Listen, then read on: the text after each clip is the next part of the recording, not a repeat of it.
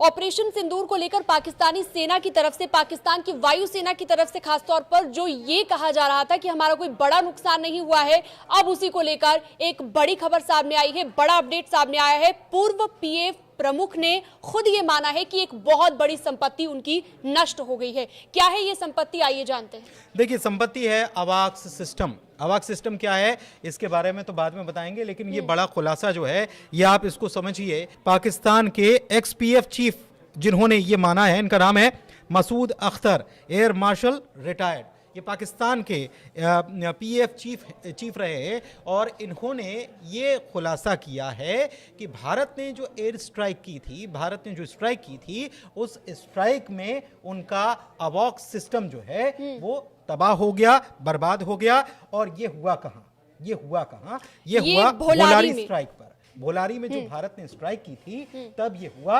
और वहां पर, और ये ऐसा नहीं था कि अवाक सिस्टम हवा में था, दरअसल ब्रह्मोस चलाई गई और 4 ब्रह्मोस आई और एक के बाद एक आई। वहां पर डैमेज भी हुआ, नुकसान भी हुआ, उनके जो जवान थे उनको भी नुकसान पहुंचा, उनकी भी डेथ हुई। और इसके बीच अवाक सिस्टम जो था वहां पर वो तबाह हो गया और उसको अच्छा खासा नुकसान हुआ है। ये पाकिस्तान के एक्स चीफ जो हैं पाकिस्तान एयरफोर्स के, उनकी तरफ से ये बयान सामने। बिल्कुल, तो उनकी तरफ से जब ये बात अब कही गई है तो ये तो क्लियर हो गया है कि बहुत बड़ा नुकसान यहाँ पर पाकिस्तान का हुआ है। ऑपरेशन सिंदूर को लेकर जो भारतीय वायुसेना ने भी तमाम दावे किए थे कि हमने बहुत नुकसान किया है और 50 लोगों की मौत की खबर की बात को भी शायद उन्होंने कबूला है, या फिर इस तरह की भी जानकारी है। उन्होंने कहा है कि कैजुअलिटीज हमारी हुई है। उन्होंने ये माना है कि हमारी कैजुअलिटीज हुई है। उन्होंने ये भी बताया कि उनकी वहाँ के जो ऑफिसर हैं उनसे बात हुई और डिटेल में उनको ब्रीफ किया गया। उन्होंने ये माना है कि वो वहाँ नहीं थे, लेकिन ब्रीफ में उनको किया गया और उसमें बताया गया कि ब्रह्मोस आई, एक के बाद एक 4 ब्रह्मोस आई